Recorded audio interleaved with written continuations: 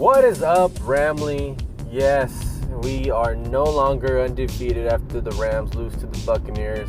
And there's a couple of points I want to make in this video. Number one, McVay. I think we've all grown to love McVay. Sean McVay, fantastic head coach, one of the best Rams head coaches so far in our history. He has a habit of not running the football. And whenever we do not run the football, and it usually happens every 4 games, he just for some reason he refuses to run the football. He likes to put Jared Goff in the worst position, and he himself already knows. And there's like a statistic where if Todd Gurley gets about 15 to 20 touches a game, the Rams are either undefeated or only lost 1 game in that time frame. Well, he abandoned the run, but in epic proportion, only giving Todd Gurley 5 carries. And also, I think Malcolm Brown only had about 4 or 5 carries. So basically 10 carries to 68 pass attempts by Jared Goff. And this all started early on. I mean, the Buccaneers were up 21-0 from the very beginning. I think before even the second quarter even started. So I knew the Rams were going to lose, but I didn't know they had some fight in them still. And they ended up making some plays. They ended up making some good third down stops. But for some reason, not only did the Rams put the defense, who I thought the Rams defense was amazing. And to tell you the truth, they're still good. They were just exposed by certain things that we were doing. But we put them in a bad position. We keep turning the ball over. Jared Goff is reckless. There's things about Jared Goff that I know I myself look at him as a number 1 quarterback. I think he's one of the best quarterbacks, at least top 15 to top 10. But there's things that he does that piss me off, and which is staring down his receiver constantly. He's easy to read. There's sometimes that he'll have a great game. It doesn't matter what the Rams do. Everything's flowing. We're running the football. We keep both the defense kind of trying to stop the run and stop the pass. But when you're not running the football and Jared Goff is just looking his receiver over and over and over again, that's when mistakes happen. That's when, he throws an interception. I'm kind of surprised we didn't throw a pick 6, to tell you the truth. But the Rams abandoned the run, and that's first Sean McVay flop. Second was just completely giving this ball to Jared Goff. And it's not like our Rams offensive line is that good to begin with. Pro Football Focus had us like at top 10, something like that. But we're not a top 10 offensive line. Our offensive line is possibly top 20. We went back 10 spots, in my opinion, and rightfully so. We're not running the football. Could be because either Todd Gurley's more hurt than we think he is, but then he ends up having a good run because they actually give him the ball and he runs it in for a touchdown. But then the Rams offensive line can't hold the block for crap, and then that puts, Sean McVay in a bad situation, and then Jared Goff's throwing interceptions or getting hit constantly, getting hit in the air, and the ball goes up in the air, and then he throws another interception. We basically made Jameis Winston and Jared Goff switch spots, because that's what Jared Goff usually looks like, what Jameis Winston looks. And then Jared Goff can't throw deep passes to save his life in this game. I mean, he had 2 easy touchdowns that were deep balls down the field, which he usually makes them 9 out of 10 times, man. But for some reason, he just played like crap. And it could be that it was just one bad game. And every 4 games, the Rams usually play pretty bad. But so far, the Rams have been pretty damn sloppy. It's just been sloppy football. We've gotten lucky in a way where we made things happen that maybe should not have happened. There was ways where we could have, tied this game up in the third quarter and then would have been okay. But there's other ways where you just keep biting ourselves in the foot. And credit to the Buccaneers. They did exactly what they were supposed to do. Play sound football. Jameis Winston not turn the ball over. Trying to stop the run as best as they could, but which at a certain point they knew that we were just trying to throw the ball.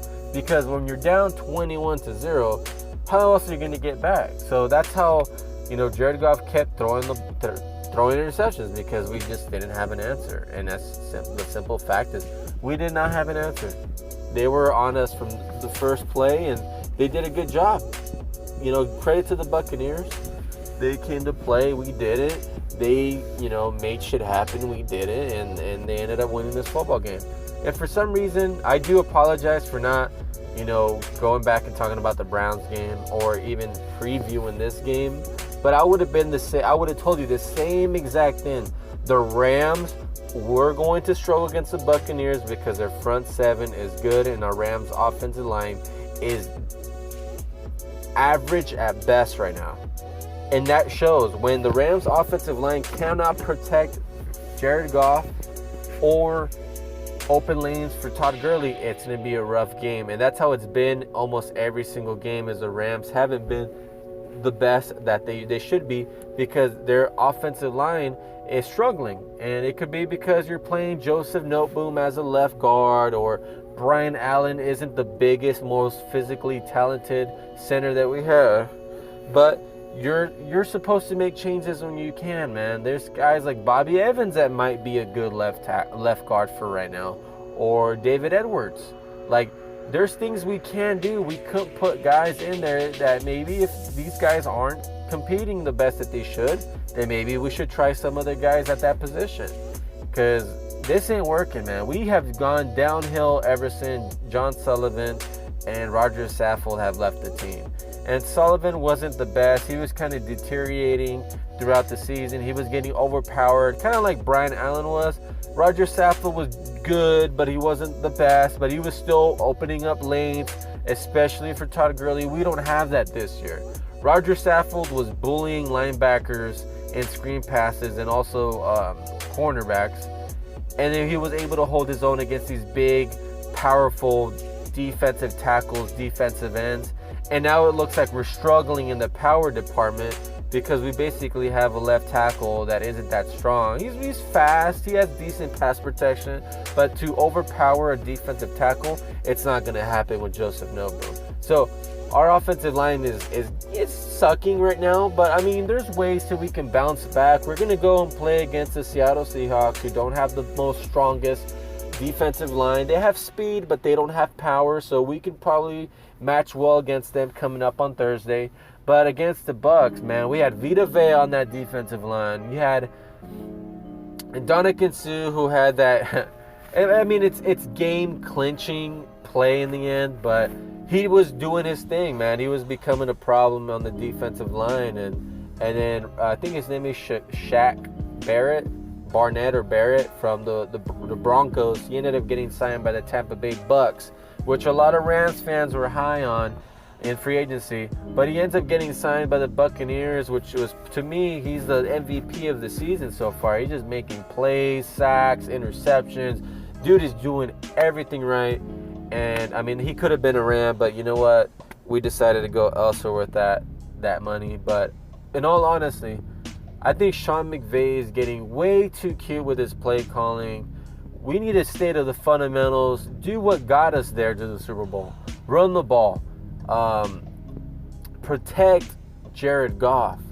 Try to run the ball as best you can. If this is what we have to work with, at least attempt to run the ball, because all you're going to be doing is turning the ball over. I'd rather win a 6-3 game than lose like a like a game that we had yesterday. We're just throwing bombs down the field and trying to make things happen with our defense, who I think was put in a bad position to begin with already and was demoralized because we were already down 21-0. The Rams were just turning the ball over like crazy. What do you expect the defense to do? They try to keep the game pretty close. I mean, Godwin went off like crazy. I mean, kudos to him. That guy's a really good receiver. But they were trying to, contain Mike Evans, who had a really good game prior to that. And then in this game, they were really, going after the tight end and the slot receiver. So it was going to be hard, man. And Slot God was not Slot God this game. John Johnson wasn't that good in this game. He was decent, but not good. And then Taylor Rapp gets hurt. So, I mean, it sucks. But we have to just learn. We have to stay to the fundamentals. And that's one thing the Patriots do, man. They don't bite themselves in the ass. They don't shoot themselves in the foot. Was more of the the phrase I was going towards. For why did I get that whole bite yourself in the ass? I don't understand. But they were not shooting themselves in the foot. They play sound defense. They weren't turning the ball over. They'll beat you. I think they beat the Bills, who were also 3-0, 16-10. I mean, come on, dude. And the Bills are a decent team. Their defense is for real. Their offense is sketchy, but that's because Josh Allen is throwing picks like Jared Goff. We have to be very, very careful, man. There's three things you got to do: run the football, pass the football, and don't turn the ball over. That's it. If your defense can get turnovers, that's great. But you cannot yourself put yourself in that situation where you're turning the ball over, giving them easy points. And that's what we did early on. We could have won that game, but we're just turning the ball over very sloppy. It was very sloppy football. So credit to the Buccaneers. I know it sucks. We lost the early game. Hopefully they learn from this and they move forward. And that's strictly McVay. I know we give him praise. He can learn all the plays he wants to learn, but he has to stick to the fundamentals, and that's run the ball. At least try to run the ball. Jared Goff has to be a lot more careful turning the ball over, especially against Seattle, especially against the Niners coming up. We're going to have to compete. First is win your division, and then worry about other teams in the schedule. But now it's going to be divisional games. We're going to be going against the Niners. We're going to be going against the Seahawks, the Cardinals, who the Cardinals are a sneaky good team. I mean, they're competitive. They'll compete to the very end, which is something you like to see.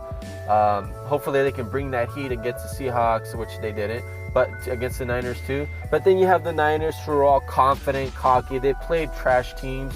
They actually beat the Buccaneers, but the Bucs were doing stupid things. They were throwing interceptions.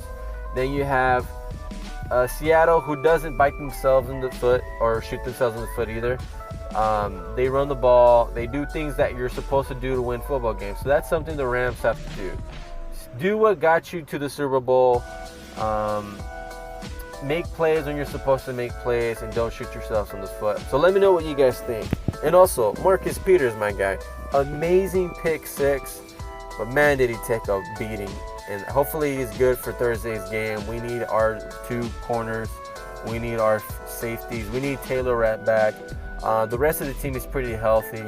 We need Greg Gaines at the nose tackle position. I'm tired of Sebastian Joseph Day getting pushed around. Other than that, you guys, that's it. Go Rams. Horns up. Whose house? Rams house.